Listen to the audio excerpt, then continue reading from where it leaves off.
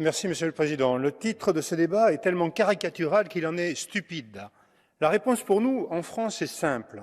Nous sommes totalement opposés à toute discrimination et notre législation prévoit des pénalités pour ceux qui y contreviendraient.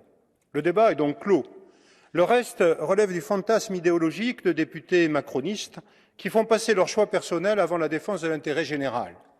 Mais ce débat a néanmoins le mérite de permettre de traiter de sujets proches, comme celui auquel je pense, celui de la gestation pour autrui, cette marchandisation du corps humain réclamée par certains lobbies. Il est fort regrettable que notre Parlement se soit engagé dans cette voie au mépris de nombreuses législations d'États membres qui l'interdisent. La pratique qui consiste à se servir de mères porteuses pour ensuite leur acheter leur bébé est ignoble. Elle est aussi contraire à tous nos principes les plus élémentaires, comme celui en droit français de l'indisponibilité du corps humain. Cette forme d'esclavagisme moderne connaît ici même deux expressions que j'ai déjà dénoncées. La première est la création par la Direction générale du personnel d'un congé spécial pour accueillir un nouveau-né au sein du foyer, y compris pour ceux nés de GPA.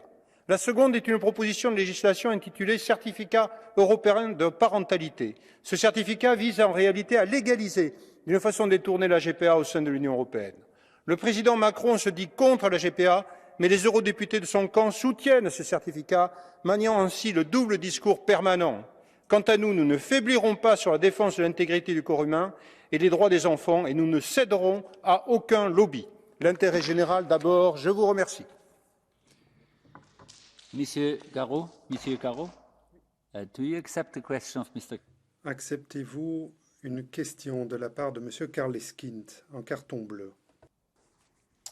Merci, Monsieur le Président. Le collègue Jean-Paul Garot pourrait-il nous préciser s'il considère qu'un couple de femmes ou un couple d'hommes élevant ses enfants est une famille?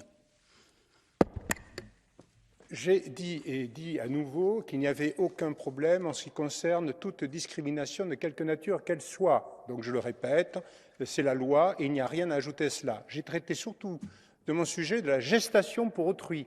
Et la gestation pour autrui, c'est tout à fait autre chose de ce que vous indiquez, monsieur. Donc la gestation pour autrui, il n'en est pas question d'une façon ou d'une autre. Voilà la réponse.